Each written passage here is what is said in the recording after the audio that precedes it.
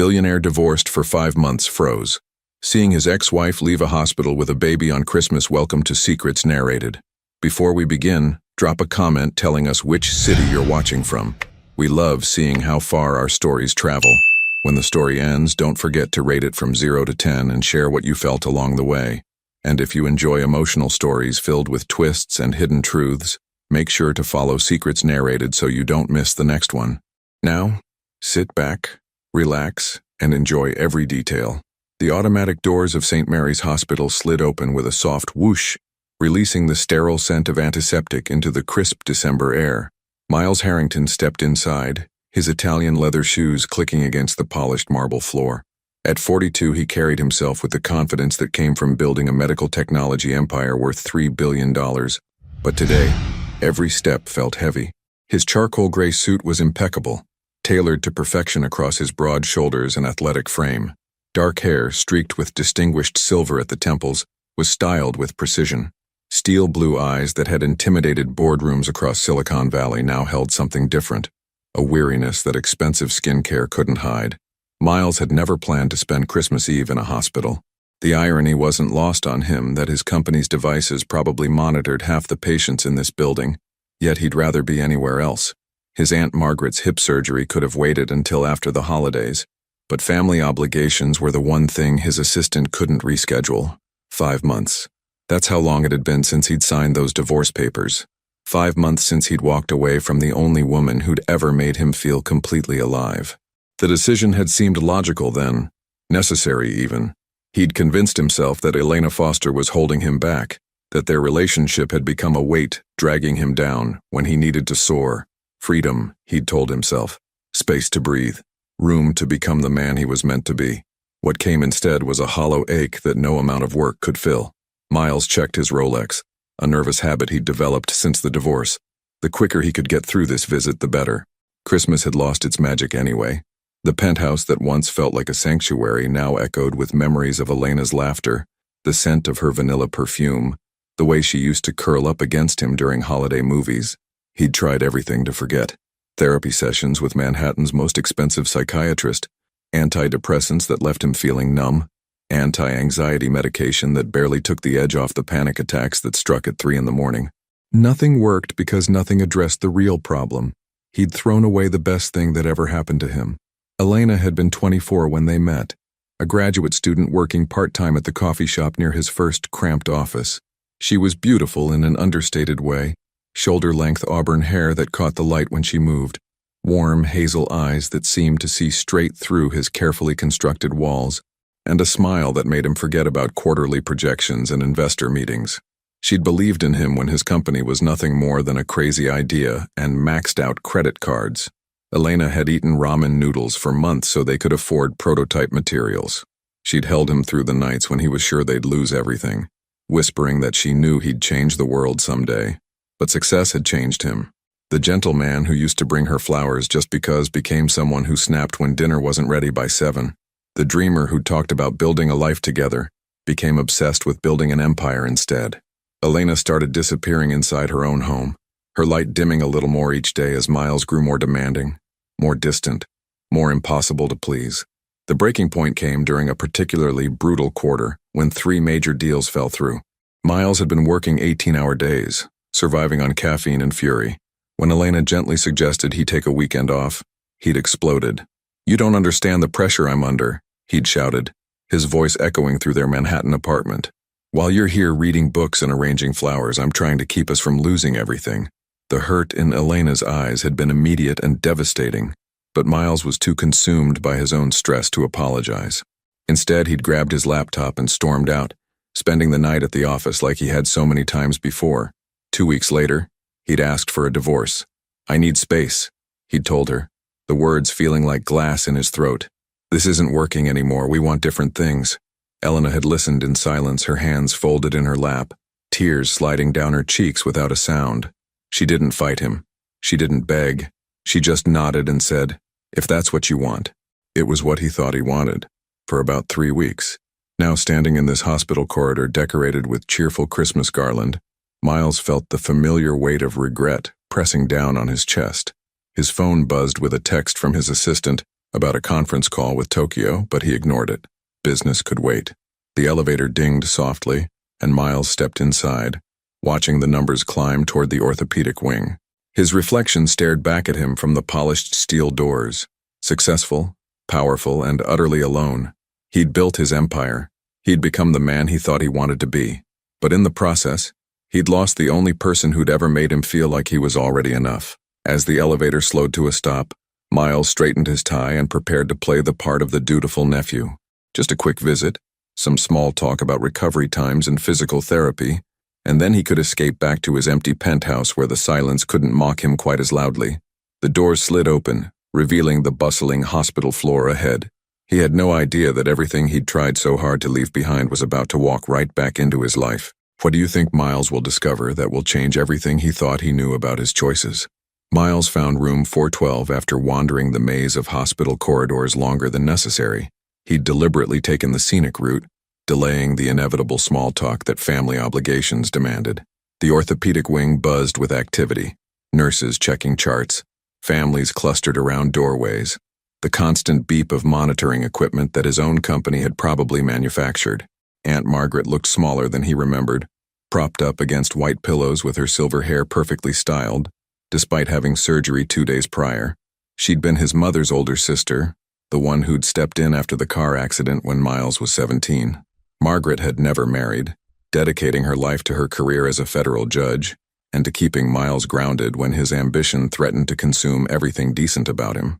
"You look terrible," she said without preamble, her sharp blue eyes so similar to his own, taking inventory of his appearance. Despite the expensive suit and careful grooming, Margaret had always been able to see through his armor. "Merry Christmas to you too, Aunt Maggie." Miles leaned down to kiss her cheek, catching the familiar scent of her Chanel perfume. Some things never changed. "Don't deflect. Sit down and tell me what's eating you alive." She patted the chair beside her bed with the authority of someone who'd spent 40 years making lawyers squirm in her courtroom. Miles reluctantly took the seat, loosening his tie. The hospital room was decorated with a small Christmas tree that some well-meaning volunteer had probably placed there, its tiny lights blinking cheerfully in defiance of the institutional atmosphere. "I'm fine, just tired. End of the year. You know how it is." Bullshit. Margaret's language had grown more colorful since retirement. "You've been fine for 5 months now and you look like you haven't slept properly since the divorce. When's the last time you ate a real meal?" The question caught him off guard. When was the last time? His housekeeper left prepared meals in the refrigerator, but most of them ended up in the garbage untouched. Food had lost its appeal around the same time everything else in his life had turned gray. "I eat," he said lamely. "Coffee and whatever your assistant orders for those endless meetings doesn't count." Margaret shifted in her bed, wincing slightly as her hip protested. "You know, Elena called to check on me after the surgery." Miles's jaw tightened. "She did? Sweet girl. Always was. She asked about my recovery, sent flowers. Those beautiful white orchids by the window are from her." Margaret's voice carried a weight that made Miles uncomfortable. "She sounded tired, Miles. Really tired." The words hit him harder than they should have. He'd been so focused on his own pain that he'd barely considered what Elena might be going through.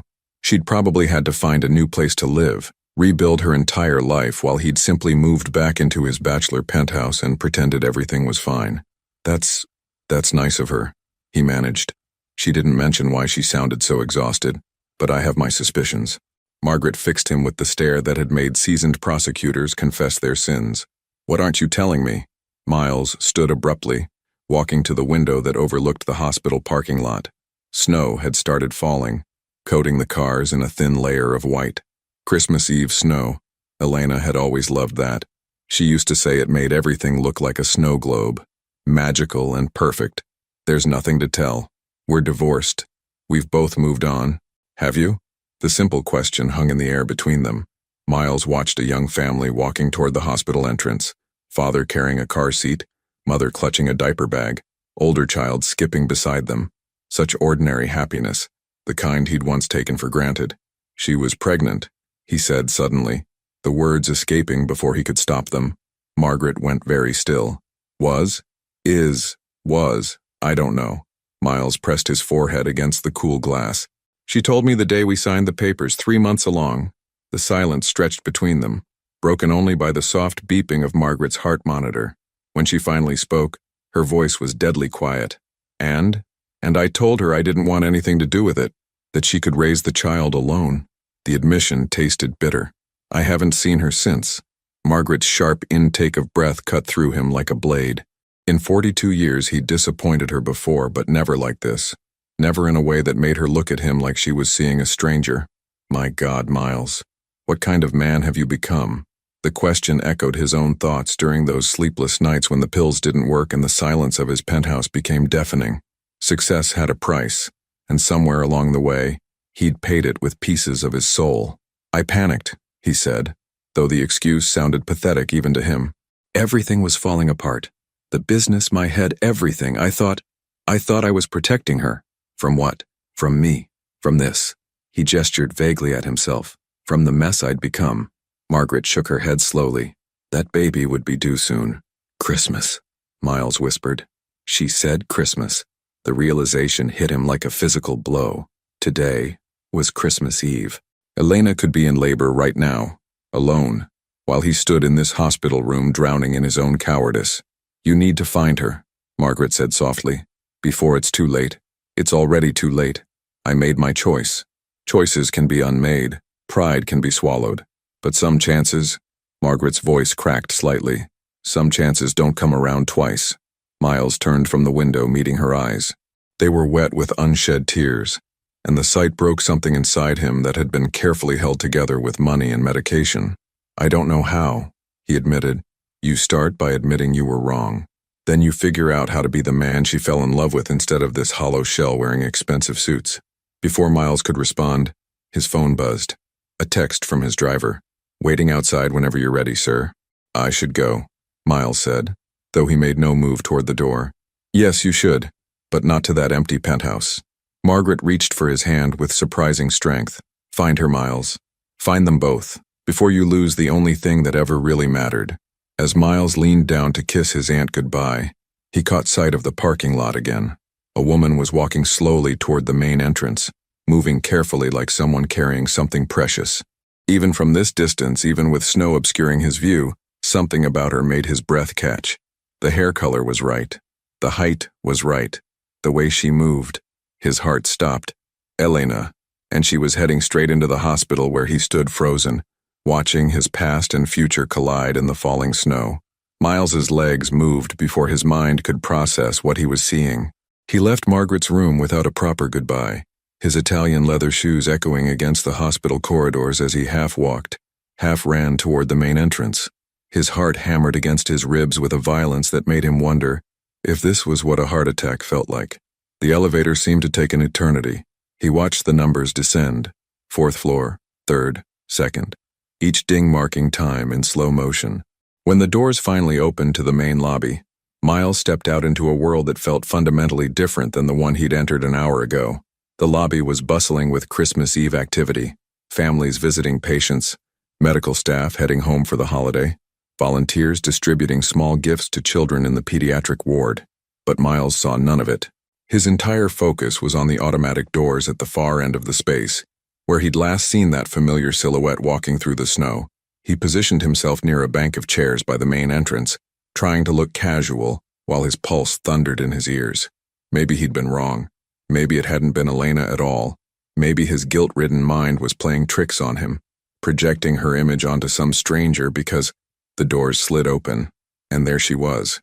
Elena Foster stepped into the hospital lobby moving slowly, deliberately, like someone carrying something infinitely precious. She wore a long wool coat the color of deep burgundy, her auburn hair longer than he remembered, falling in soft waves around her shoulders.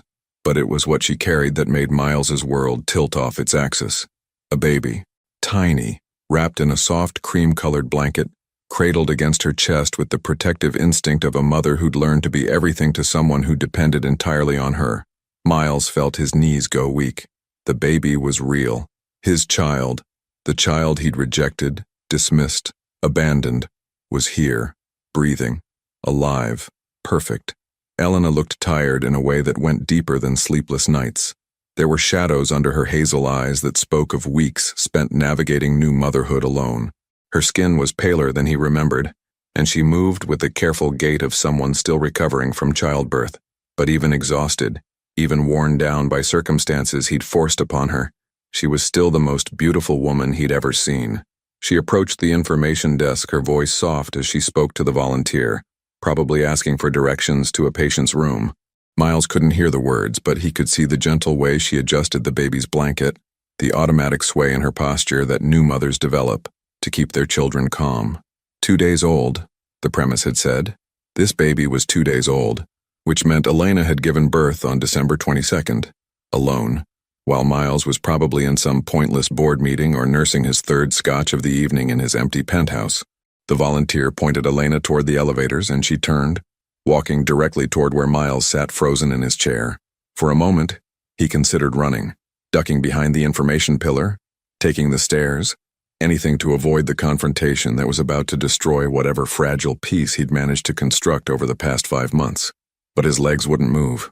He could only sit there, watching as the mother of his child, the woman he'd loved and lost and abandoned, walked closer with each step. Elena was about 10 feet away when she saw him. She stopped abruptly, her eyes widening with a shock that quickly gave way to something harder to read. Not anger exactly, not surprise either. Something that looked almost like resignation, as if she'd known this moment would come eventually and had simply been waiting for it. Miles.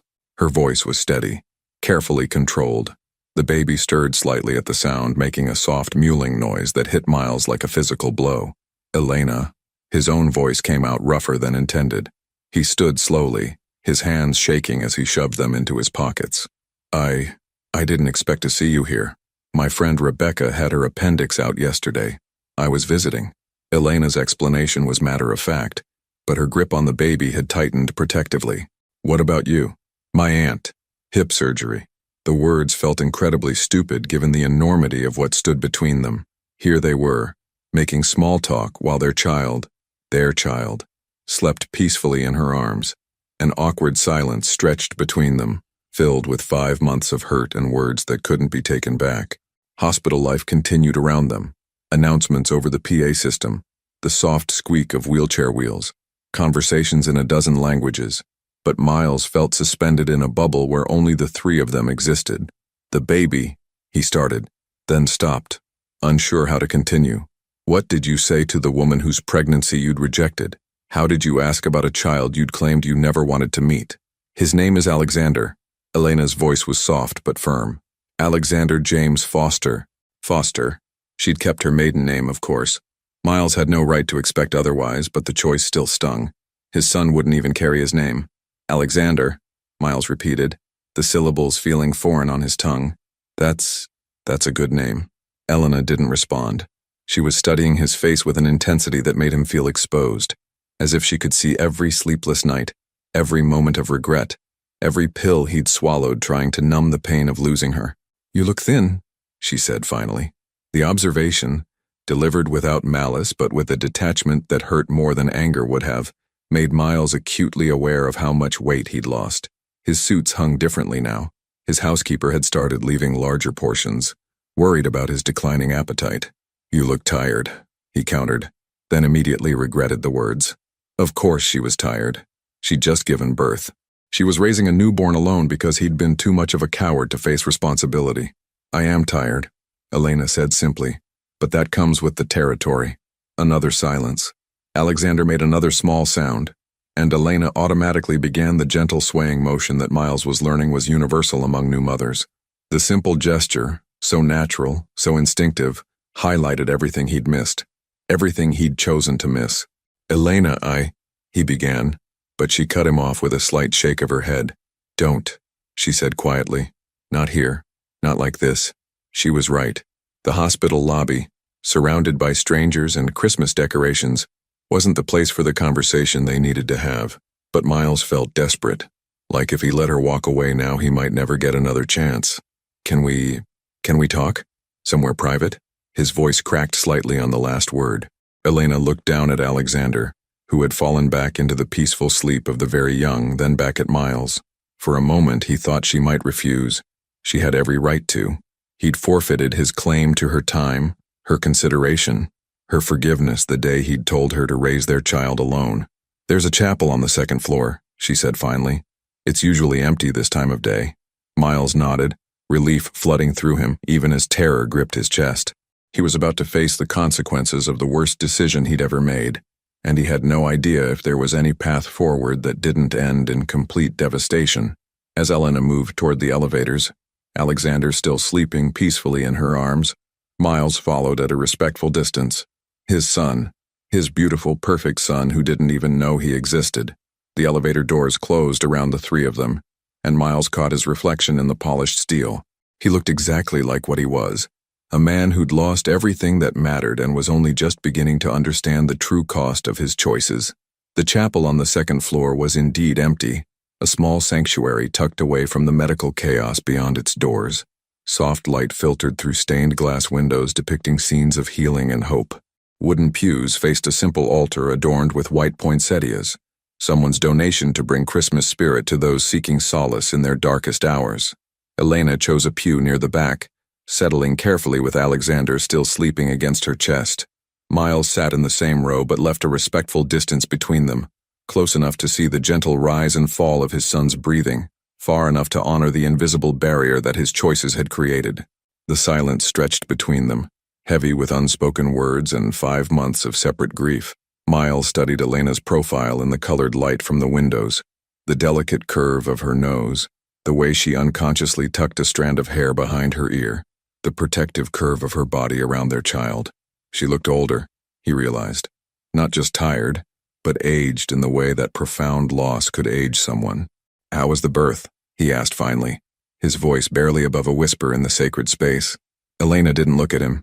"Difficult," she said simply. 22 hours of labor.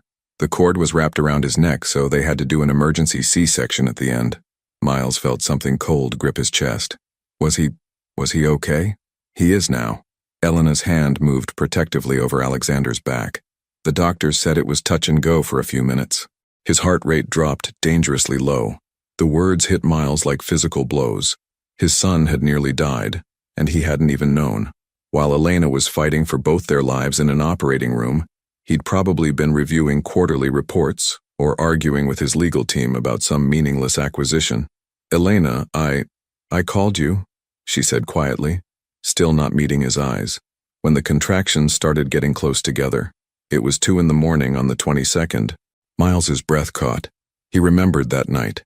He'd turned off his phone around midnight after taking an Ambien, determined to get at least 6 hours of uninterrupted sleep before a morning presentation. His assistant handled all calls after hours unless it was a genuine emergency. "I called 3 times, Elena continued. "The last time was when they were wheeling me into surgery. I thought maybe you'd changed your mind. That maybe when it came down to it you'd want to know if your son was going to make it." The chapel's peaceful atmosphere felt like mockery now.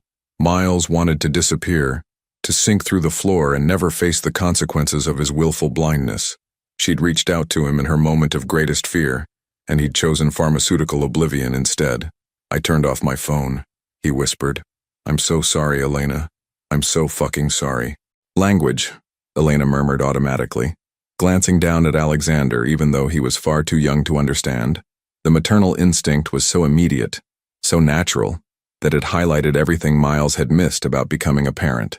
"Sorry," he said again, this time for the profanity. How many more things would he need to learn about being around his son? Elena finally turned to look at him, and the pain in her hazel eyes was devastating. "Do you want to know what the hardest part was? It wasn't the labor. It wasn't even being alone during the surgery. It was filling out the birth certificate afterward." Miles felt his throat close. "What do you mean?" "They asked for the father's name, and I sat there with a pen in my hand, looking at this perfect little boy who'd just fought so hard to be here, and I had to decide whether to write unknown or put down the name of a man who'd made it clear he wanted nothing to do with us." The image of Elena, exhausted and alone, making that impossible choice while he slept peacefully in his king-sized bed, was almost more than Miles could bear. "What did you write?" "Alexander James Foster," she said softly, then paused. "But I also listed you as the father, Miles Harrington, because whatever else you've done, you're still his father. And someday, when he's old enough to ask questions, I want to be able to tell him his mother never tried to erase you from his life." The generosity of that gesture, the grace she'd shown him when he'd deserved nothing but contempt, broke something fundamental inside Miles. Tears he hadn't allowed himself to shed in months suddenly burned behind his eyes. Why? His voice cracked. After everything I said, why would you do that? Because, Elena said, shifting Alexander slightly as he made soft sleeping sounds. This isn't about you and me anymore. It's about him. And every child deserves to know where they came from, even if their father wasn't ready to be what they needed. Miles leaned forward, his elbows on his knees, his head in his hands. I wasn't ready for any of it. The marriage, the pressure, becoming a father. I thought if I could just get some space, some time to figure myself out. You could have figured yourself out while staying, Elena said with quiet firmness. You could have talked to me instead of shutting me out. You could have gone to therapy, taken a sabbatical, anything except running away from the people who loved you. I know that now. Do you? Elena's voice sharpened slightly. Because from where I'm sitting, it looks like you're still running, still choosing the easy path instead of dealing with your problems. Miles lifted his head to meet her gaze. What do you mean? I mean you're here by accident. You didn't come looking for us. You didn't try to find out how Alexander was doing. You're only sitting in this chapel because you happened to be visiting your aunt when I happened to walk through those doors. Elena's voice remained steady, but Miles could hear the hurt underneath. If I hadn't shown up today, would you have ever wondered if your son was healthy, happy, if he had your eyes or your smile? The question hung in the air between them. Miles wanted to lie, to claim he'd been planning to reach out, but Elena had always been able to see through his carefully constructed facades. I was scared, he admitted, terrified that you'd tell me to get lost, that you'd moved on and built a life that was better without me in it. So you decided for both of us that we were better off without you. Yes. Just like you decided we were better off divorced without asking what I wanted. Yes. Elena was quiet for a long moment, looking down at Alexander. When she spoke again, her voice was softer but no less pointed. You know what the irony is, Miles? All those months when you were pulling away, when you were angry and distant and impossible to reach, I kept hoping you'd remember who you used to be. The man who brought me coffee in bed on Sunday mornings, who stayed up all night when I had the flu, making sure I stayed hydrated, who told me he wanted to build something beautiful with me.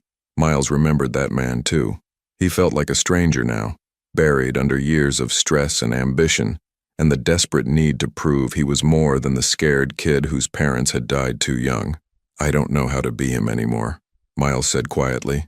Then learn, Elena said, but don't expect me to teach you.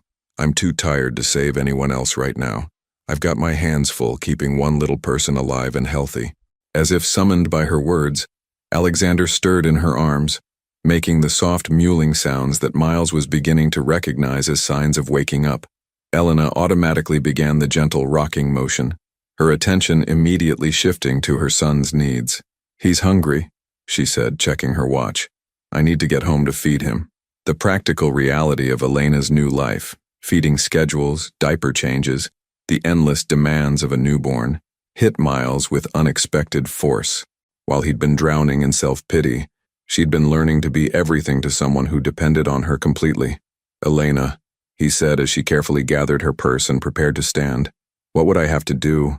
To be part of his life, I mean. She looked at him for a long moment, Alexander now fully awake and beginning to fuss in her arms. I don't know, Miles, but whatever it is, it would have to be about him. Not about getting me back. Not about easing your guilt. About being the father he deserves consistently, reliably, without drama or conditions or escape clauses. I want to try. Wanting isn't enough, Elena said, standing carefully. Alexander needs more than good intentions. He needs someone who shows up, someone he can count on, someone who won't disappear when things get hard. She paused at the end of the pew, looking back at him one last time. If you're serious about this, Miles, prove it. Don't call me tomorrow with grand gestures and promises. Figure out who you are now, who you want to be, and whether you're capable of putting someone else's needs before your own. Because if you hurt him the way you hurt me, she didn't finish the sentence. She didn't need to. As Elena walked out of the chapel carrying their son, Miles remained in the pew, surrounded by stained glass angels and the echo of her challenge. For the first time in months, he had something concrete to focus on. Not getting Elena back. He wasn't sure that was even possible anymore. But becoming worthy of the trust of a 2-day-old boy who didn't even know his name yet. The question was, after everything he'd done, everything he'd failed to be, was it already too late? Miles sat in the chapel for another 20 minutes after Elena left, staring at the stained glass window where colored light painted abstract patterns on the empty pew beside him. The silence that had felt peaceful when they'd first entered now pressed against him like a physical weight, heavy with the echoes of everything Elena had said. Figure out who you are now, who you want to be, and whether you're capable of putting someone else's needs before your own. Her words replayed in his mind as he finally stood and walked back through the hospital corridors. Christmas Eve was winding down around him. Visiting hours were ending, staff was rotating to skeleton crews, and the decorations seemed more garish than festive under the fluorescent lights. When he reached the main entrance, Miles pulled out his phone and called his driver, then immediately hung up. Instead of heading home to his empty penthouse, he found himself walking out into the December evening, letting the cold air shock his system into something approaching clarity. Snow was still falling steadily, muffling the sounds of the city around him. Miles had no destination in mind. He just walked, his expensive suit wholly inadequate for the weather, his Italian leather shoes slipping slightly on the sidewalks. For the first time in months, the physical discomfort felt appropriate. He deserved to be cold. He deserved to be uncomfortable. 3 blocks from the hospital, he passed a children's clothing store, its windows decorated with tiny mannequins wearing holiday outfits. Without thinking, Miles stopped, pressing his palm against the cold glass. Newborn sizes, 0 to 3 months. Little onesies printed with reindeer and snowflakes, impossibly small shoes, blankets soft enough for the most delicate skin. Alexander was 2 days old. What did 2-day-old babies need? What did they wear, eat, think about? Miles realized with crushing clarity that he knew nothing about infants. He could negotiate billion-dollar deals in 3 languages, but he'd never changed a diaper, never warmed a bottle, never soothed a crying child. His phone buzzed. A text from his assistant. Hope your aunt's visit went well. The Tokyo call has been moved to 9 a.m. your time tomorrow. Merry Christmas. Miles stared at the message for a long moment, then typed back, cancel all my meetings for the next week. Family emergency. He hit send before he could second-guess himself. The next message went to his personal assistant. I need you to research something for me. Everything about newborn care. Books, classes, whatever new fathers are supposed to know. Also, find me the best child psychologists in the city, ones who work with fathers who are starting late. Then, before he lost his nerve entirely, he called Dr. Claire Mitchell, the psychiatrist he'd been seeing sporadically since the divorce. Her voicemail picked up immediately. Of course, it was Christmas Eve, but he left a message anyway. Dr. Mitchell, it's Miles Harrington. I know it's a holiday, but I need to schedule an emergency session as soon as possible. Something has happened, and I think I'm ready to do the real work now. The work we talked about. Call me back when you can. By the time Miles made it back to his building, his suit was soaked through and his hands were numb with cold. The doorman, Roberto, looked concerned as he held the door. Mr. Harrington, are you all right? You look like you've been walking for hours. I'm fine, Roberto, just needed some air. Miles paused in the marble lobby, looking at his reflection in the polished surfaces. He looked exactly like what he was, a man who'd just had his world turned upside down. Actually, Roberto, can I ask you something? Of course, sir. You have grandchildren, don't you? Roberto's face lit up with pride. 5 of them, ages 2 to 16. What's it like, being responsible for someone so small? Roberto studied Miles's face with the perceptive gaze of someone who'd worked with people long enough to read between the lines. Terrifying, he said simply, and wonderful, but mostly terrifying until you realize that love is more powerful than fear. Miles nodded, processing this wisdom from an unexpected source. Thank you. Congratulations, Mr. Harrington, Roberto said quietly as Miles headed toward the elevator. I hope everything works out. The penthouse felt different when Miles walked in. The same expensive furniture, the same panoramic view of Manhattan, the same oppressive silence. But now it all seemed like a museum exhibit labeled, The Life of a Man Who Had Everything and Nothing. Miles poured himself a scotch, then set it down without drinking. Alcohol had been his escape for months, and Elena's challenge was still ringing in his ears. If he was serious about becoming someone worthy of Alexander's trust, he couldn't keep numbing himself every time reality became uncomfortable. Instead, he sat at his computer and began researching. What did newborns need? How often did they eat? How much sleep did new parents actually get? The information was overwhelming. Websites filled with advice about feeding schedules and sleep training and developmental milestones. Miles felt like he was cramming for the most important exam of his life, one he'd already missed the first class of. Around midnight, his phone rang. Dr. Mitchell, calling back despite the late hour. "Miles, I got your message. You sound different. What's happened?" "I have a son," Miles said, the words feeling surreal even as he spoke them. "He's 2 days old, and I haven't been part of his life at all. His mother, my ex-wife, went through pregnancy and childbirth alone because I told her I didn't want anything to do with the baby." Dr. Mitchell was quiet for a moment. "And how do you feel about that now? Like the worst human being who ever lived?" Miles leaned back in his chair, staring at the ceiling. "Like I've wasted 5 months feeling sorry for myself while a woman I claimed to love was building a life without me. Like I might be too broken to ever be what this child deserves. But you want to try. I have to try. I can't live with myself if I don't at least try. This is the breakthrough we've been working toward, Miles. The moment when you stop running from responsibility and start running toward it." Dr. Mitchell's voice was gentle but firm. "It won't be easy. Changing ingrained patterns never is, especially when there's a child involved who can't wait for you to figure yourself out. I know. Are you prepared for the possibility that it might be too late? That Elena might not be willing to let you into Alexander's life?" Miles thought about Elena's exhausted face, the protective way she'd held their son, the careful distance she'd maintained even in the chapel's intimate space. "I have to try anyway," he said. "Even if it's too late for Elena and me, Alexander deserves to know his father tried." After he hung up, Miles returned to his research with renewed focus. By 3 a.m., he'd filled a notebook with information about newborn development, feeding schedules, and safety guidelines. He'd also ordered a dozen books about fatherhood, child psychology, and healthy co-parenting relationships. But the most important thing he did was write a letter he might never send. "Alexander," it began, "you don't know me yet, and I haven't given you any reason to want to, but I'm your father, and I want you to know that your existence has already changed me in ways I didn't think were possible. Your mother is the strongest, most amazing woman I've ever known, and if you grow up to be half as brave and good as she is, you'll be remarkable. I made terrible mistakes before you were born. I was scared and selfish and too proud to admit I needed help. I hurt your mother, and I abandoned both of you when you needed me most. I can't undo those choices, but I can promise you this. I'm going to spend every day for the rest of my life trying to become the father you deserve. I don't know if your mother will ever forgive me enough to let me be part of your life, but whether you grow up knowing me or just knowing about me, I want you to understand that you were wanted. Maybe not at first, maybe not by someone who was ready to be a good father, but you are wanted now. Completely, desperately, with every broken piece of my heart. I love you already, Alexander. I love you enough to change everything about who I've been." Miles folded the letter carefully and placed it in his desk drawer. Today actually, since it was now Christmas morning, he would start the real work. Therapy, parenting classes, whatever it took to become someone worthy of holding his son. Outside his windows, snow continued to fall over Manhattan, covering the city in a blanket of white. Christmas morning was dawning on a world that looked completely different than it had 24 hours ago.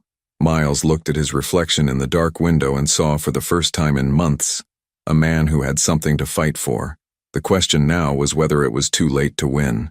3 days after Christmas, Miles stood outside the Upper East Side brownstone where Elena now lived, holding a bag from Whole Foods and questioning every decision that had led him to this moment. He'd spent the past 72 hours in a crash course on becoming a better human being, but standing on her doorstep made all his preparation feel inadequate. Dr. Mitchell had squeezed him in for an emergency session on Christmas Day, a gesture that had cost him triple her usual rate, and convinced him she took his commitment seriously. They'd spent 2 hours dissecting his relationship with Elena, his fears about fatherhood, and the emotional walls he'd built around success and control. Transformation isn't about grand gestures, she'd told him. It's about showing up consistently, even when it's uncomfortable, especially when it's uncomfortable. Miles had also enrolled in a new father's class that started the following week, ordered every book on infant development Amazon could deliver overnight, and had his first appointment with a family therapist who specialized in rebuilding relationships after abandonment. But none of that preparation had prepared him for the simple act of ringing Elena's doorbell. Before he could lose his nerve, he pressed the button. Footsteps approached slowly, and then Elena's voice came through the intercom, cautious. "Who is it?" "It's Miles. I brought groceries." A long pause. "Miles, what are you doing here? I know you said not to call with grand gestures, he said to the speaker. So I'm not calling. And groceries aren't grand. They're just necessary. You shouldn't have to worry about shopping with a newborn. Another pause. Longer this time. Miles could hear Alexander crying faintly in the background, the sound hitting him like a physical punch. Leave them on the steps, Elena finally said. Thank you. Elena, please, just let me see him for 5 minutes. I swear I'm not here to pressure you or make this about us. I need to see that he's okay. The intercom went silent. Miles stood on the cold concrete steps, breath visible in the winter air, wondering if he'd already failed his first real test. Then the door opened. Elena stood in the doorway wearing yoga pants and an oversized sweater, her hair pulled back in a messy bun. She looked exhausted in the way only new mothers could, a bone-deep tiredness that went beyond lack of sleep. But she was still the most beautiful woman he'd ever seen. 5 minutes, she said, stepping aside to let him in. Miles followed her into a cozy living room that was nothing like the sterile perfection of their former Manhattan apartment. This space was warm, lived in, with soft throws on the furniture and books stacked on every available surface. A bassinet sat near the couch, and the sound of Alexander's crying was clearer now. Not distressed, just the persistent fussing of a baby who wanted something he couldn't articulate. He's been cluster feeding all morning, Elena explained, moving toward the bassinet. The pediatrician says it's normal, but it's exhausting. She lifted Alexander carefully, automatically beginning the swaying motion that Miles was learning was universal among new mothers. The baby quieted slightly at her touch, but continued the soft whimpering that spoke of discomfort. Can I? Miles set down the groceries and moved closer, his hands halfway extended before he stopped himself. Would it be okay if I held him? Elena studied his face for a moment, then nodded. Support his head and neck. Newborns can't control their head movements yet. Miles accepted his son with shaking hands, marveling at how light Alexander felt, how fragile and perfect. The baby opened his eyes, dark blue, like Elena's, though Miles knew infant eye color could change, and stared at his father with the intense focus that newborns sometimes displayed. Hello, Alexander, Miles whispered, his voice catching. I'm sorry it took me so long to meet you properly. Alexander made a soft sound that might have been a sigh, and Miles felt something fundamental shift inside his chest. This wasn't about Elena anymore, wasn't about his guilt or his need for forgiveness. This tiny person had his own needs, his own personality already beginning to emerge, his own right to be loved unconditionally. He has your nose, Elena said quietly, settling onto the couch, and your stubborn streak. He fights sleep like it's a personal insult. Miles carefully sat in the armchair across from her, still holding Alexander. What else should I know about him? He likes to be swaddled tight when he sleeps. He gets hiccups after every feeding. He's already showing signs of being left-handed. Watch how he curls his fingers. Elena's voice warmed as she talked about their son, the maternal pride evident despite her exhaustion. And he hates having his diaper changed. The crying you heard when you arrived? That was diaper protest. Miles absorbed every detail, filing it away like critical business intelligence. These weren't just random facts about a baby. They were insights into his son's emerging personality, preferences that mattered because Alexander mattered. I've been researching, Miles said carefully, about newborn development, feeding schedules, all of it. I know it doesn't make up for not being here from the beginning, but I want to learn. Elena's expression softened slightly. What kind of research? Everything. Books, websites, parenting forums. I even signed up for a new father's class that starts next week. Miles shifted Alexander to his other arm, surprised by how natural the movement felt. Did you know that newborns can see about 8 to 12 inches clearly? That's exactly the distance from your arms to your face when you're holding them. Evolution designed them to focus on their parents. I didn't know that, Elena said, and Miles caught a hint of the curiosity that had always drawn him to her. She'd been a literature student when they met, someone who collected interesting facts, like other people collected stamps. The instructor said that skin-to-skin contact helps regulate their breathing and heart rate, Miles continued, and that talking to them, even when they can't understand words yet, helps with language development. You talked to an instructor already? Dr. Claire Mitchell. She's the therapist I've been seeing since the divorce. I told her about Alexander, about what happened between us, and she helped me find resources.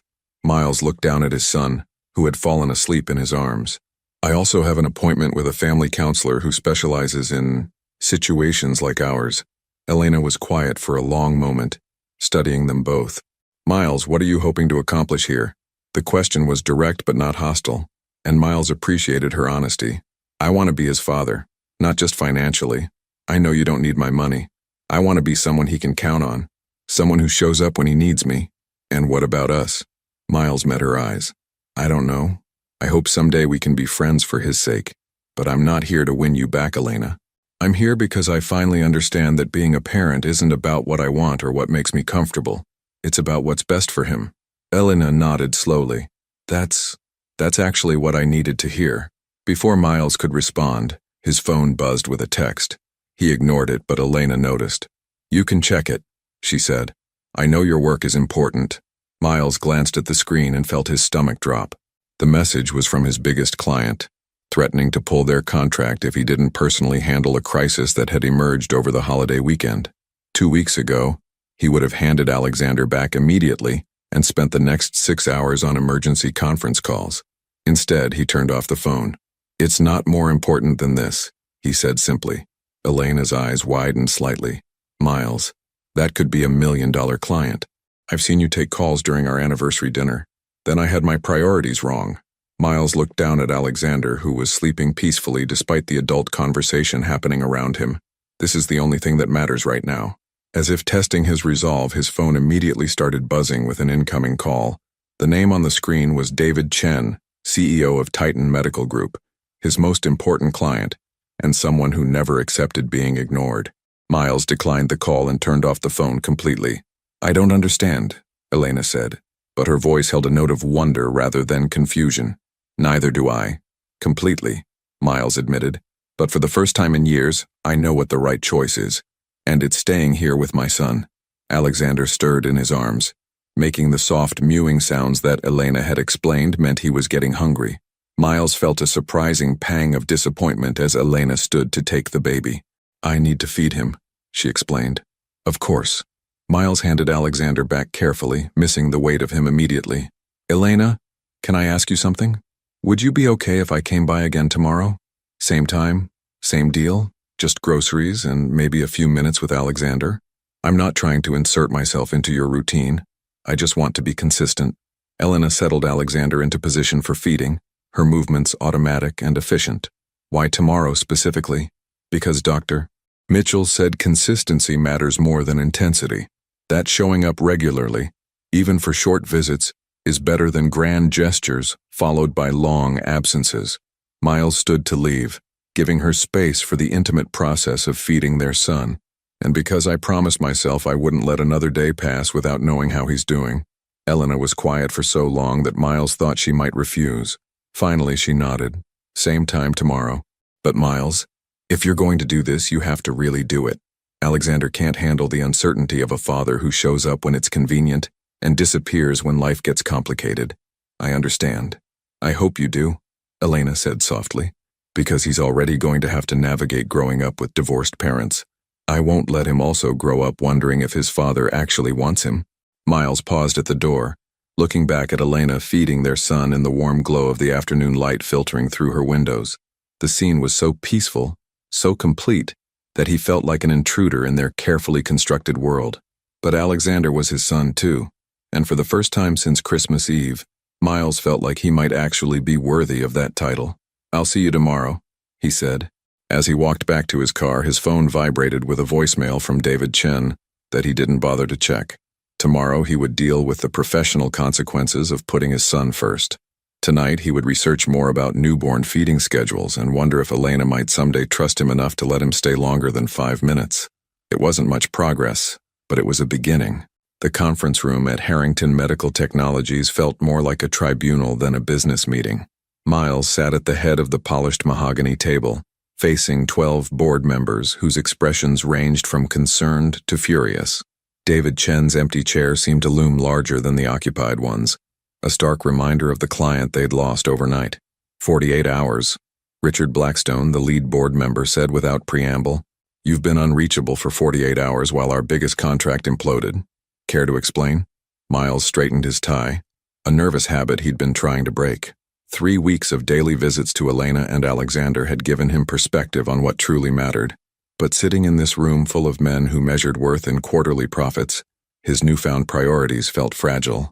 There was a family emergency, Miles said carefully. I handled what I could remotely and delegated the rest to the appropriate teams. A family emergency? Catherine Crane, the only woman on the board, leaned forward. Miles, your only family is your aunt and she's recovering nicely from her surgery. We checked. The words hit him like a slap. Of course they'd checked.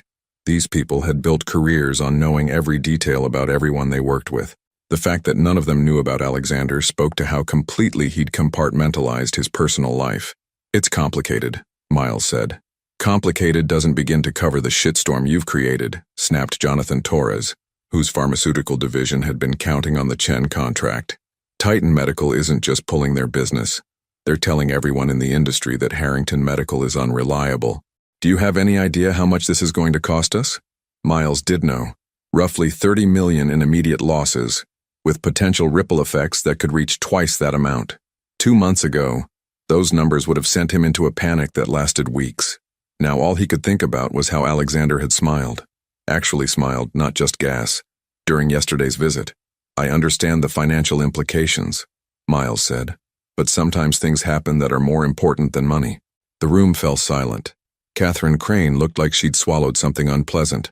Richard Blackstone removed his glasses and cleaned them with deliberate precision, a gesture Miles recognized as barely contained rage. More important than money? Richard's voice was dangerously quiet. Miles, you built this company on the principle that success requires total dedication.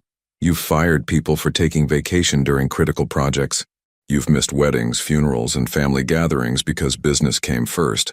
What could possibly be more important than protecting what we've all spent 15 years building? Before Miles could answer, his assistant knocked on the conference room door. Usually Sandra knew better than to interrupt board meetings, but her expression was urgent. I'm sorry to interrupt, but there's someone here to see Mr. Harrington. She says it's about his son. The words fell into the conference room like a grenade. Miles felt the blood drain from his face as 12 pairs of eyes turned to stare at him with varying degrees of shock and confusion. His what? Catherine Crane's voice cut through the silence. Miles stood quickly. I'll handle this. We can resume the meeting. Sit down, Richard commanded. Sandra, send whoever it is in here. Now. Sir, I don't think that's... Now.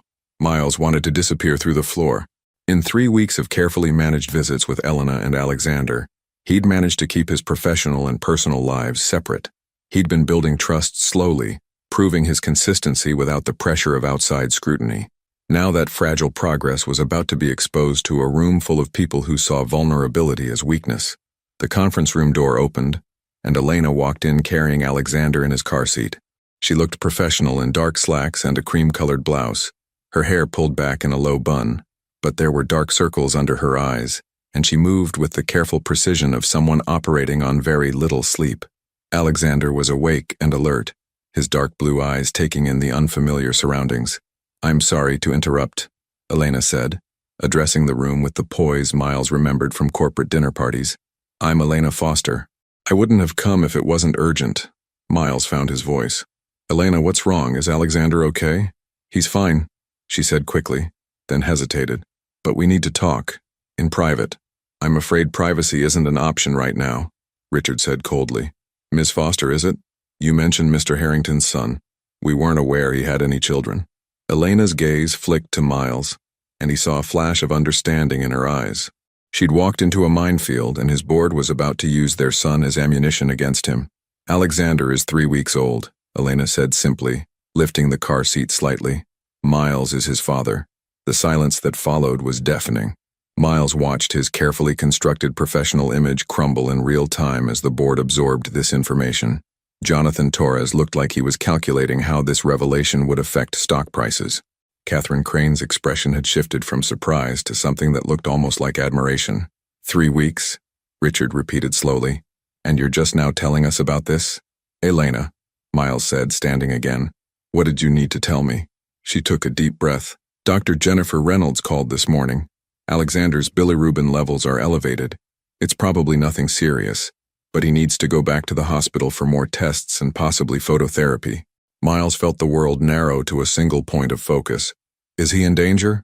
The doctor doesn't think so, but jaundice can be serious in newborns if it's not treated properly.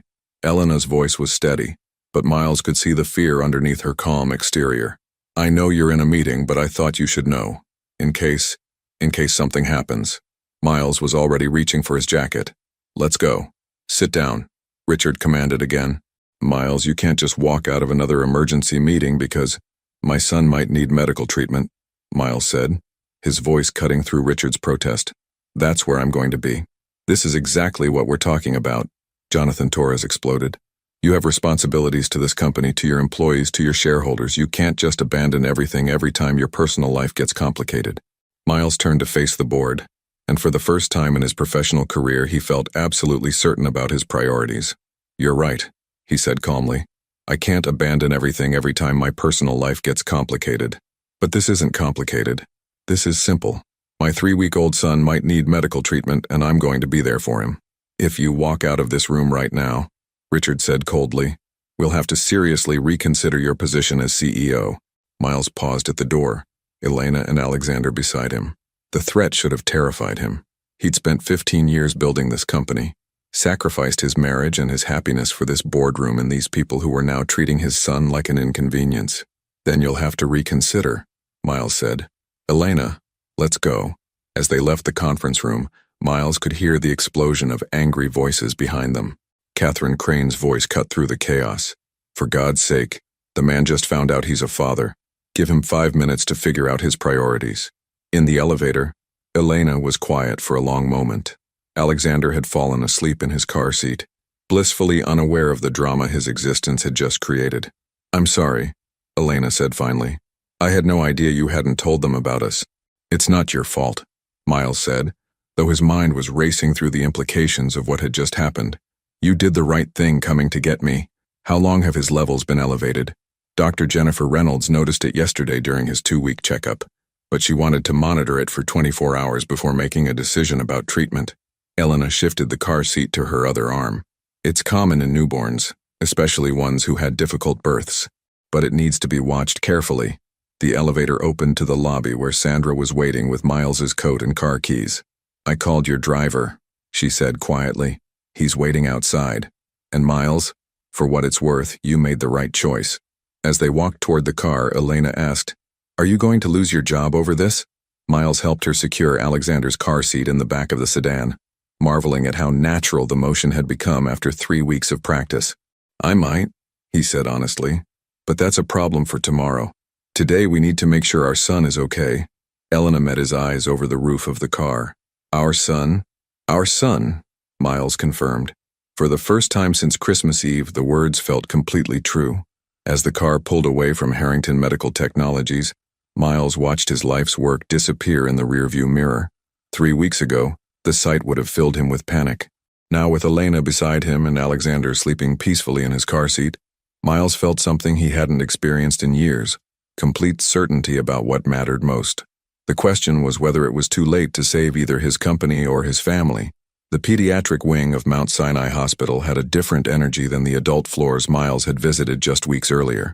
Everything was smaller, softer, designed to comfort children and their terrified parents. But as Miles sat in the waiting area watching Elena pace with Alexander, nothing about this place felt comforting. Mr. and Mrs. Harrington? A nurse in scrubs printed with cartoon elephants approached them with a clipboard. Foster, Elena corrected automatically. Elena Foster. We're not married. The nurse's expression didn't change, but Miles felt the familiar sting of how complicated their situation had become. 3 weeks of daily visits had created an intimacy around their son, but legally, professionally, socially, they were still strangers navigating an impossible situation. Ms. Foster, we're ready to admit Alexander for phototherapy. Dr. Jennifer Reynolds will explain everything, but I need you to fill out these forms first. Elena took the clipboard with shaking hands. Miles could see the exhaustion in every line of her body, the weight of 3 weeks of single motherhood combined with the terror of watching your newborn face a medical crisis. Hey, Miles said softly, moving closer. Let me help with the paperwork. Elena looked at him for a moment and he could see her internal struggle. For weeks, she'd been handling everything alone, making every decision, filling out every form. Accepting help meant admitting she didn't have to do this by herself anymore. I don't know your social security number, she said finally, or your insurance information. I don't know any of the details I'd need to put you down as his father. The words were practical, but Miles heard the deeper meaning underneath.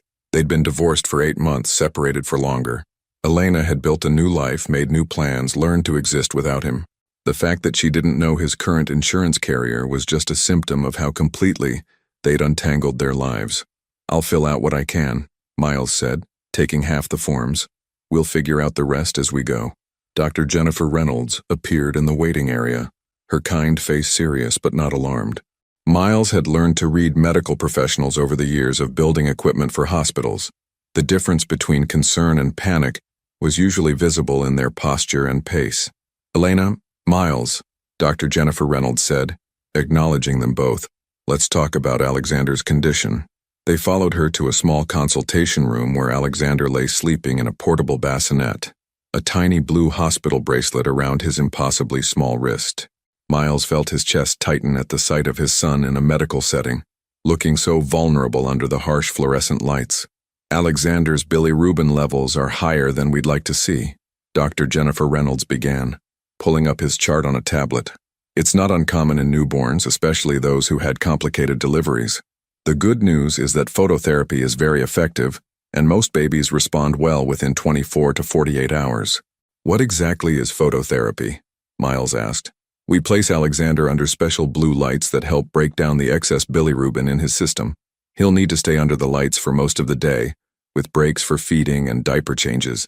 One of you can stay with him at all times. Elena leaned forward. Are there any risks? Any complications we should worry about?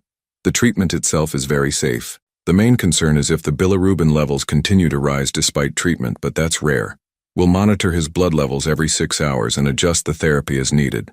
Dr. Jennifer Reynolds looked between them. I do want to be honest. Newborn jaundice can be scary for parents, especially new parents. It's normal to feel anxious.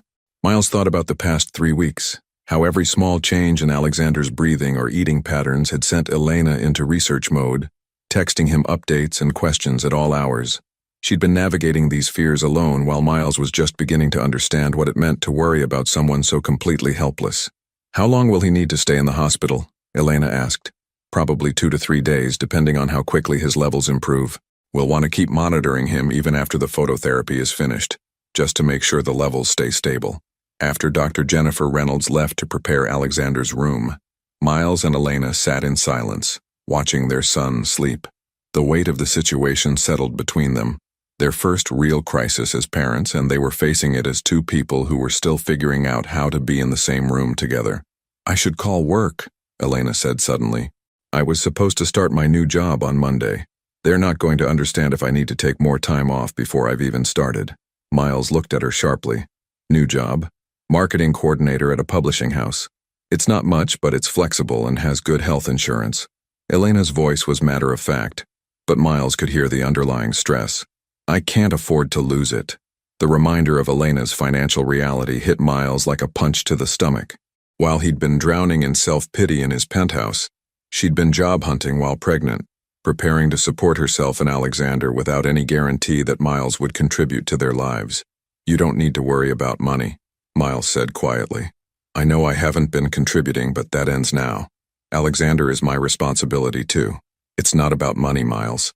Elena's voice carried a note of frustration. It's about having my own life, my own career. I can't just be dependent on you again. The again hung in the air between them. During their marriage, Elena had given up her graduate program to support Miles's business dreams, becoming increasingly isolated as his success grew and their social circle became entirely centered around his work. She'd lost herself in his ambitions, and Miles was finally beginning to understand how suffocating that must have been. I'm not asking you to be dependent on me, Miles said carefully. I'm asking you to let me help with our son so you can have your own life. That's what co-parenting is supposed to look like, right? Before Elena could respond, a nurse appeared to move Alexander to his phototherapy room. Watching them wheel their son's bassinet through the hospital corridors, Miles felt a familiar helplessness, the same feeling he'd had during Elena's difficult pregnancy symptoms, when all his money and connections couldn't fix what was wrong. Alexander's room was small but well-equipped, with a special bassinet that had blue lights built into the ceiling above it. The nurse, whose name tag read Janet, explained how the phototherapy worked while she got Alexander settled. He'll need to wear just his diaper and special eye protection, Janet said, placing tiny goggles over Alexander's eyes. The lights can be harsh, so we need to protect his vision. He might be fussier than usual. The lights can be overstimulating for some babies. As if on cue, Alexander began to cry. Not the hungry or tired cry Miles had learned to recognize, but something more distressed. Elena immediately moved toward the bassinet, her hands hovering over their son without quite touching. "It's okay, sweetheart," she murmured. "Mama's here, Daddy's here too." The casual way she included Miles in that comfort made his throat tight. For 3 weeks, he'd been a visitor in their lives, someone who showed up for scheduled appointments but missed the midnight feedings and diaper blowouts. Now, in this sterile hospital room, they were functioning as partners for the first time. "Can we both stay?" Miles asked Janet. "Of course. We have a reclining chair that converts to a bed, and there's a couch that's surprisingly comfortable. Most parents find it easier to take shifts. One person tries to rest while the other stays with the baby." After Janet left, Miles and Elena settled into an awkward routine. Elena took the first shift, sitting beside Alexander's bassinet and reading him a story in a soft voice that seemed to calm his fussing. Miles used the time to make phone calls, to his assistant about rearranging his schedule, to his insurance company about adding Alexander as a dependent, to his lawyer about updating his will to include his son. When Elena finally agreed to try to rest, Miles took his place beside the bassinet. Alexander was awake under the blue lights, his tiny hands moving restlessly. Without the eye protection, Miles could see that his son's eyes were tracking movement, following his father's face as he leaned closer. "I know this is scary, buddy," Miles said quietly, "but you're going to be okay. Your mom and I are going to make sure of it." Alexander made a soft sound that might have been recognition. Miles carefully slipped his finger into his son's tiny fist, marveling at the strength of that grip. "I'm sorry I missed the first 3 weeks," Miles continued, his voice barely above a whisper. "I'm sorry I wasn't there when you were born, or when your mom was scared, or when you had your first smile, but I'm here now, and I'm not going anywhere." From the couch, Elena's voice was soft but clear. "He can hear you, you know. Babies recognize their parents' voices, even when they're this young." Miles looked over to find Elena watching them, her expression unreadable in the blue-tinted light. "I've been reading to him every night," she said. "The same book my mother used to read to me. I thought it might be nice if he had some consistency, some tradition." "What book?" "Guess How Much I Love You. It's about a little rabbit and his father, and how much they love each other." Elena's voice caught slightly. "I know it's silly, but I wanted him to know about love, even if his parents couldn't figure out how to love each other anymore." Miles felt something break open in his chest. For weeks, Elena had been building a life for Alexander filled with love and security and traditions, while Miles had been trapped in his own guilt and fear.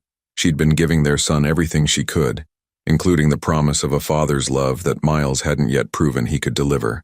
"It's not silly," Miles said. "And Elena, I never stopped loving you. I just stopped knowing how to show it." Elena was quiet for a long moment. When she spoke, her voice was careful, measured. "Love isn't enough, Miles. I loved you through the end of our marriage, but love doesn't fix communication problems or different priorities, or the fact that you made me feel invisible for 2 years. I know. Alexander needs more than love from his father. He needs reliability, presence, emotional stability. He needs someone who won't disappear when things get difficult." Miles looked down at his son, still gripping his finger with surprising strength. Under the therapeutic blue lights, Alexander looked like he was glowing, like some precious thing that needed to be protected from the world. "Then that's who I'll become," Miles said. "However long it takes, whatever it costs. That's who I'll be for him." Outside the hospital room window, snow was beginning to fall again, coating the city in white. Inside, under the blue lights, 3 people who were still learning how to be a family sat together in the quiet, watching over the smallest and most important member of their complicated constellation. It wasn't the reunion Miles had dreamed of, but it was a beginning, and for the first time since Christmas Eve, that felt like enough. 48 hours later, Alexander's bilirubin levels had dropped to normal, and the blue lights that had bathed his hospital room were finally turned off. Miles watched Dr. Jennifer Reynolds remove the tiny protective goggles from his son's eyes, marveling at how much more alert Alexander seemed without the constant illumination. "His levels are perfect," Dr. Jennifer Reynolds announced, checking the latest blood work results. "Whatever genetic resilience he inherited, it served him well. You can take him home this afternoon." Elena sagged with relief in the bedside chair where she'd spent most of the past 2 days. Miles had brought her changes of clothes, real food to replace the hospital cafeteria offerings, and had taken over the night shifts so she could get actual sleep. They'd developed a rhythm, not the easy intimacy of their marriage, but something new, a partnership built around their shared concern for Alexander. "Thank you," Elena said to Dr. Jennifer Reynolds, "for everything. I know this is routine for you, but it was terrifying for us. First medical crisis is always the hardest, Dr. O." Jennifer Reynolds said kindly. "You both did exactly what you needed to do, stayed calm, followed instructions, and made sure Alexander felt loved and secure. That's what matters." After Dr. Jennifer Reynolds left, Miles helped Elena pack their things, while Alexander slept peacefully in his regular bassinet. No more wires, no more monitors, no more blue lights, just their healthy son, ready to go home. "I should call the office," Elena said, checking her phone. "Let them know I'll be able to start work on Monday after all." Miles paused in folding the blankets Elena had brought from home. "Are you sure you're ready to go back to work so soon? Alexander just got out of the hospital." Elena's expression sharpened. "Miles, we talked about this. I need this job. I can't depend on you for financial support. I'm not asking you to depend on me. I'm asking if you want to take a few more weeks to settle into a routine at home before adding work stress to everything else. Some of us don't have the luxury of taking time off whenever we want," Elena said, then immediately looked like she regretted the words. "I'm sorry. That was unfair. I know you've been here for Alexander." Miles finished folding the blankets, choosing his words carefully. "Elena, what if I told you that money wasn't a concern? That you could take as much time as you needed to be with Alexander without worrying about income?" Elena stared at him. "What are you talking about?" Before Miles could answer, his phone rang. Sandra's name appeared on the screen and Miles felt his stomach drop. He'd been avoiding calls from the office for 2 days, letting everything pile up while he focused on Alexander's health. "I have to take this," he said, stepping into the hallway. "Miles?" Sandra's voice was tight with worry. "Where are you? The board meeting was supposed to start an hour ago." Miles closed his eyes. He'd completely forgotten about the emergency board meeting Richard Blackstone had scheduled to address the fallout from his walkout 2 days earlier. "I'm at the hospital.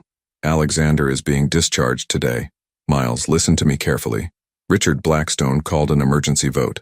They're trying to remove you as CEO. Catherine Crane has been fighting for you, but she's outnumbered. If you don't get here in the next hour, they're going to proceed without you." The words hit Miles like a physical blow. He'd known this was coming, had seen it in Richard's expression when he'd walked out of the last meeting, but hearing it confirmed made his chest tighten with panic. What are they saying? What's their justification? Abandonment of fiduciary duty, failure to prioritize company interests, erratic behavior. Sandra's voice dropped. "Miles, they're painting you as someone who's having a breakdown. They're saying the divorce, the stress, the sudden appearance of a child. They're using all of it to argue that you're not mentally capable of running the company." Miles leaned against the hospital wall, watching through the window as Elena adjusted Alexander's blanket. His son was healthy. His family was safe. But the company he'd built from nothing, the life's work that had cost him his marriage and nearly cost him his relationship with his child, was about to slip away. "How much time do I have?" Miles asked. "Maybe 45 minutes before they vote. Miles, if you lose the CEO position, they'll offer you a consulting role with no real authority. It would be a graceful exit, but it would still be an exit." Miles thought about the man he'd been 2 months ago, someone who would have left Alexander's bedside in the middle of a medical crisis to fight for a boardroom. Someone who valued professional validation more than personal relationships. "Sandra, I need you to do something for me. Anything. Call Catherine Crane. Tell her I'm not coming to the meeting." Sandra was quiet for a moment. "Miles, are you sure? Once they vote you out, there's no coming back from this." "I'm sure." Miles watched Elena lift Alexander from his bassinet, the natural grace with which she handled their son highlighting everything he'd missed during his self-imposed exile. "But I need you to schedule a meeting with our financial team for next week. I want to know exactly what my settlement options are. Stock options, severance packages, all of it. What are you planning?" "I'm planning to take care of my family," Miles said. "Whatever that requires." When Miles returned to Alexander's room, Elena was signing discharge papers with a nurse. She looked up as he approached, clearly reading something in his expression. "Everything okay?" Miles sat down beside her, watching Alexander sleep in her arms. Their son looked so peaceful, so completely unaware of the adult complications swirling around him. "The board is voting to remove me as CEO in about 30 minutes, Miles said quietly. Elena's eyes widened. "What? Why aren't you there fighting for your position?" "Because I'm here with Alexander, with you, where I should have been all along. Miles, that company is your life's work. You can't just let them take it away." Miles met her gaze, seeing the confusion and concern there. For 8 years, Elena had watched him sacrifice everything. Their time together, their social life, their emotional connection, for the sake of building Harrington Medical Technologies. The idea that he would choose to be at the hospital instead of fighting for his professional survival must have seemed impossible. "My life's work is supposed to be building something that lasts," Miles said. "The company will survive without me. It's successful enough to run itself, but Alexander won't get another chance to have his father present for the important moments." Elena was quiet for a long time, studying his face. "What does this mean for your financial situation? For your ability to support Alexander?" Miles had run the calculations during the sleepless hours of the past 2 days. Even if he lost his CEO position, his stock holdings and accumulated assets were substantial. He could live comfortably for decades without earning another dollar, and Alexander's college fund could be fully endowed with a fraction of his current wealth. "It means we'll be fine," Miles said. "More than fine. Elena, if you want to stay home with Alexander for 6 months, a year, whatever feels right, you can.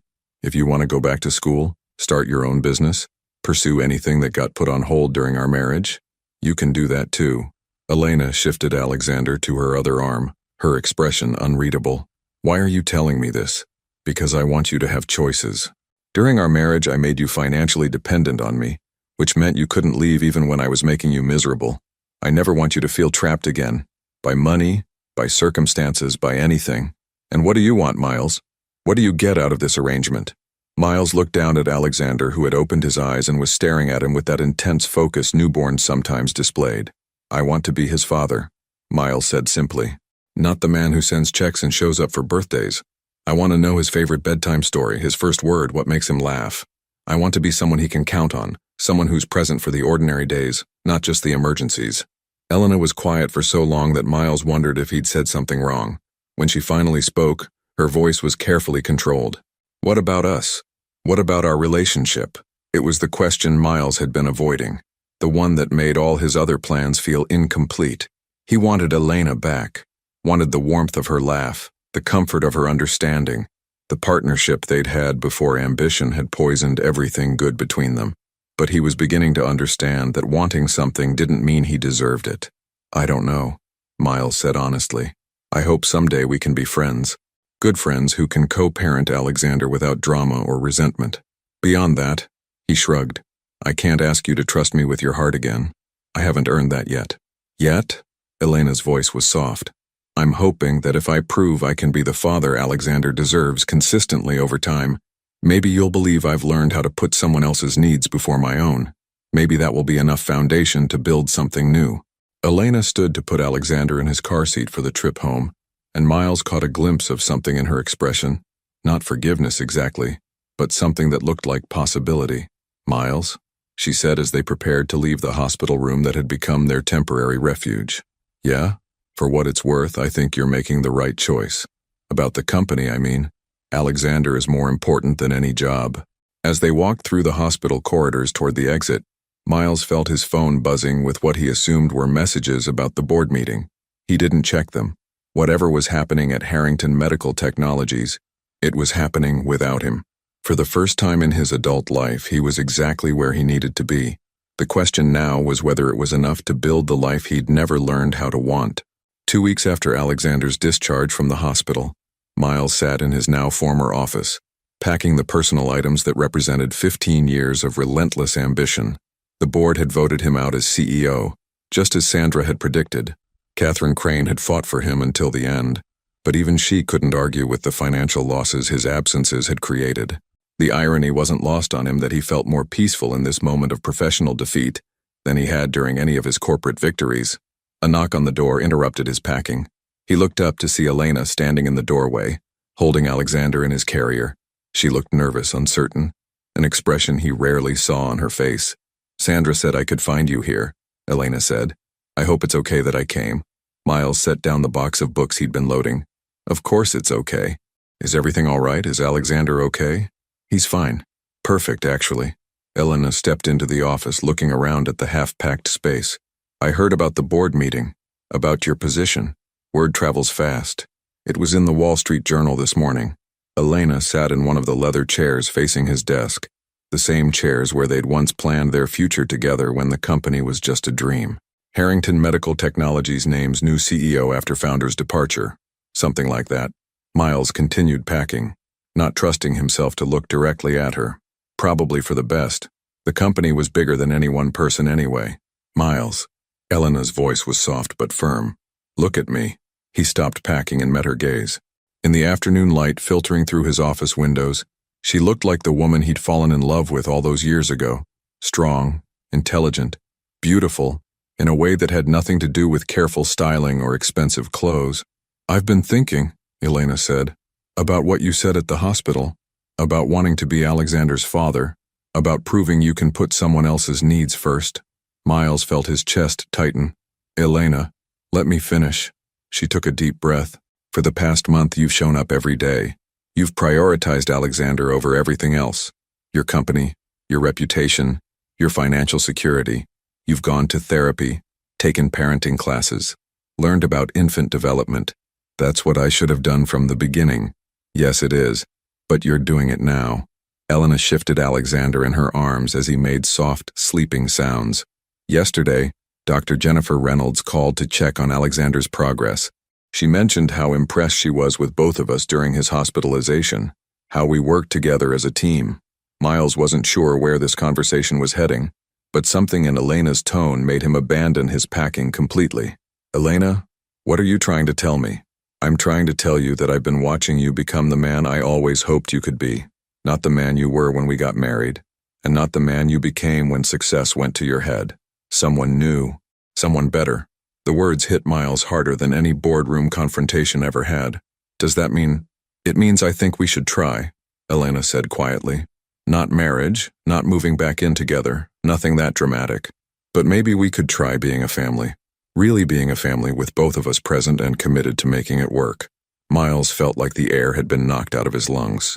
After months of assuming he'd lost Elena forever, the possibility of rebuilding what they'd had felt almost too enormous to process. What would that look like? He asked carefully. I don't know exactly. Maybe you could come to dinner a few times a week. Help with bedtime routines. Be there for the ordinary moments, not just the emergencies. Elena's voice grew stronger as she spoke. Maybe we could go to couples therapy together. Learn how to communicate without hurt and resentment. And if it doesn't work? If we can't get past everything that happened? Elena looked down at Alexander, who was starting to stir in her arms. Then at least Alexander will grow up knowing his parents tried. That we put his needs first and did our best to give him a stable, loving home.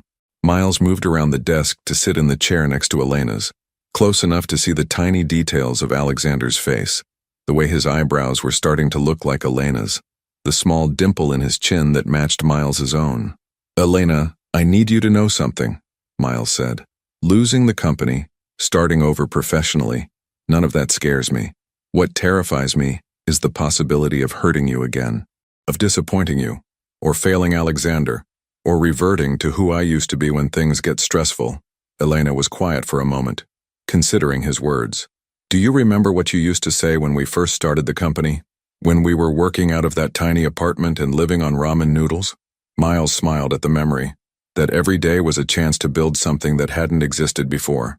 Exactly. You said that the best part wasn't achieving success, it was the daily choice to keep building, even when we didn't know if it would work. Elena shifted Alexander to her other arm. Maybe that's what we need to do now. Make the daily choice to keep building, even though we don't know if it will work. Miles reached out tentatively, and Elena let him take one of Alexander's tiny hands in his own. Their son's fingers immediately curled around Miles's thumb with surprising strength. I fired my therapist, Elena said suddenly. Miles looked at her in surprise. What? Dr. Collins, the therapist I'd been seeing since the divorce.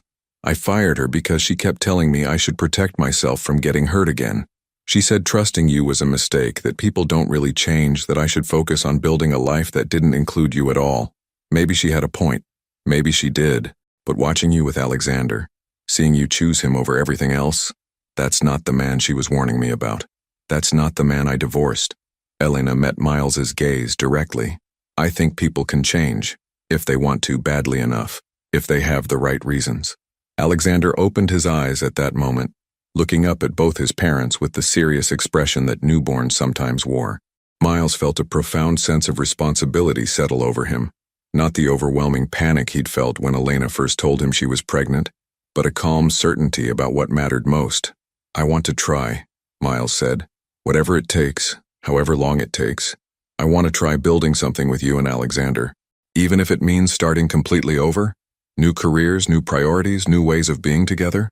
Miles thought about the empty penthouse waiting for him, the stack of job offers from competitors who wanted to hire the former CEO of Harrington Medical Technologies, the life of comfortable isolation he could choose if he wanted to avoid the risk of failing Elena again.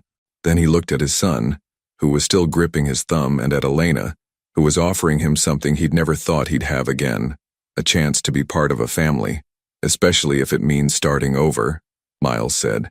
Elena smiled, the first genuinely happy expression Miles had seen on her face since Christmas Eve. "Good, because I already signed the lease on a bigger apartment, one with a second bedroom that could work as a nursery or an office depending on how things go." "You did?" "I did. And I told the publishing house I'd be interested in freelance work instead of full-time employment. More flexibility for family time." Elena's smile turned slightly mischievous. "I also may have mentioned to Dr. Jennifer Reynolds that Alexander's father was looking for ways to be more involved in his care. She said the hospital always needs volunteers for their new parent support groups." Miles felt a laugh building in his chest, the first genuine laughter he'd experienced in months. "You've been planning this." "I've been hoping for this," Elena corrected. "There's a difference." Alexander chose that moment to make a soft cooing sound, and both his parents turned their attention to him immediately. He was awake and alert, studying their faces with the intense focus that meant he was learning something new about his world. "What do you think, buddy?" Miles asked softly. "Ready to give your old man a chance to figure out this parenting thing?" Alexander's response was to grip Miles's thumb even tighter and make another small sound that both parents chose to interpret as approval. Outside the office windows, Manhattan hummed with its usual energy. Ambitious people building careers, closing deals, chasing success that would probably never feel like enough. But inside this space that had once been the center of Miles's universe, three people sat together planning something more difficult and more important than any business venture: how to become a family. It wouldn't be easy. There would be setbacks, arguments, moments when old patterns threatened to resurface. But for the first time since Christmas Eve, Miles felt like he was exactly where he belonged, and that was worth more than any company he could ever build. 18 months later, the sound of Alexander's laughter filled the sunny kitchen of Elena's, their apartment on a Saturday morning in June. At 18 months old, he was a whirlwind of curiosity and energy, currently fascinated by the way his plastic blocks made different sounds when dropped on various surfaces.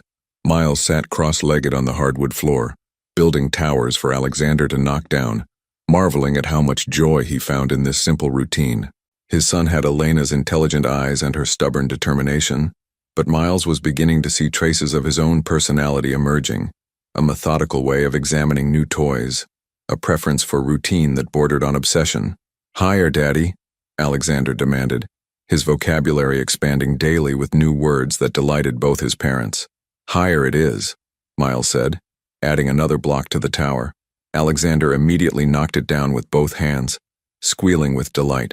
Elena appeared in the doorway, dressed for her morning run in athletic clothes that showed off the strength she'd rebuilt after pregnancy. She'd completed her master's degree in marketing the previous fall, coursework she'd managed around Alexander's schedule with Miles's support, and now freelanced for 3 different publishing houses while working on a novel she claimed was probably terrible but therapeutically necessary. "How long have you two been up?" she asked, settling on the floor beside them. "Since 5:30, Miles said. "Someone decided that sunrise was the perfect time for block engineering, and you let me sleep through it? You had your deadline yesterday. You needed the rest." Miles passed Alexander a new block, watching as their son examined it with scientific precision before adding it to his collection. "Besides, we had important architectural projects to discuss." Elena smiled, and Miles felt the familiar warmth that had gradually returned to their relationship over the past 18 months. It wasn't the passionate romance of their early marriage, but something deeper, a partnership built on daily choices, shared responsibilities, and the gradual rebuilding of trust. They'd moved carefully, deliberately. Miles had kept his own apartment for the first 6 months, joining Elena and Alexander for dinner most nights, but maintaining space while they figured out how to be together without falling back into old patterns. Couples therapy with Dr. Martinez had been challenging but transformative, teaching them to communicate without defensiveness, to address problems before they became resentments.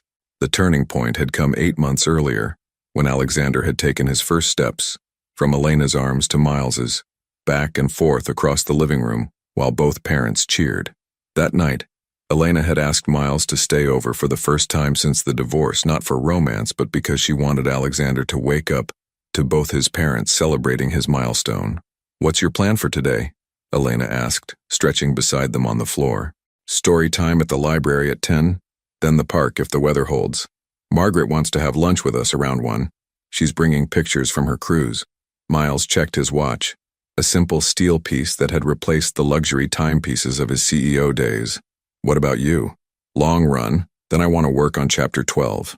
My editor thinks I'm being too hard on the male protagonist." Miles raised an eyebrow. "The one who abandons his pregnant wife?" "The very one. Apparently, readers need to see his redemption arc earlier in the story. They need to believe he's capable of change before the halfway point." "Are you having trouble writing his transformation?" Elena was quiet for a moment, watching Alexander stack blocks with increasing concentration. "Not exactly. I think I understand how change works now. It's not one dramatic moment. It's 1,000 small choices to do better than you did the day before." Miles felt the truth of that observation in his bones. 18 months of daily therapy sessions, parenting classes, and the simple practice of showing up consistently had taught him that transformation was less about grand gestures and more about mundane reliability. Alexander toddled over to Elena, holding up a block for her inspection. "Mama, blue." "Very good, sweetheart. That's definitely blue." Elena kissed the top of his head, inhaling the sweet scent that all toddlers seem to carry. "You're getting so good at colors." Miles watched this exchange with the contentment that had gradually replaced his old need for constant achievement. He'd found work as a consultant for medical startups, helping other entrepreneurs avoid the mistakes he'd made while building Harrington Medical Technologies. The income was a fraction of what he'd earned as a CEO, but it was enough, and more importantly, it allowed him to be present for Alexander's childhood. "Miles?" Elena's voice drew him from his thoughts. "I have something to tell you." Something in her tone made Miles look at her more closely. Elena was smiling, but there was nervousness underneath the expression. "What is it?" Elena glanced at Alexander, who had returned to his block tower, then back at Miles. "I'm pregnant." The words hung in the air between them. Miles felt his breath catch, his mind immediately racing through the implications. Another child. Another chance to be present from the beginning. Another opportunity to build the family they'd both dreamed of. "How long have you known?" he asked softly. 2 weeks. I wanted to be sure before I said anything. Elena's smile grew more confident as she watched his reaction. 8 weeks along, due in February. Miles moved closer to her on the floor, reaching for her hands. "How do you feel about it?" "Terrified," Elena said honestly, "and excited, and grateful that this time, I won't have to do it alone." "You'll never have to do anything alone again," Miles said, meaning it with every part of himself. Alexander chose that moment to toddle back to them, sensing the emotional weight of his parents' conversation. He climbed into Miles's lap, then reached for Elena, wanting to be part of whatever was happening. "Baby," Alexander said solemnly, as if he somehow understood the news they'd just shared. Elena and Miles looked at each other in surprise. "Did he just?" Elena started. "Baby," Alexander repeated, patting Elena's stomach with the gentle precision that all toddlers seem to possess around pregnant women. "I think our son has excellent intuition," Miles said, adjusting Alexander in his lap. "What do you think, buddy? Ready to be a big brother?" Alexander considered this question seriously, then nodded. "Baby," he said again, as if confirming his approval. Elena laughed, the sound bright and full of joy. "Well, that settles it then."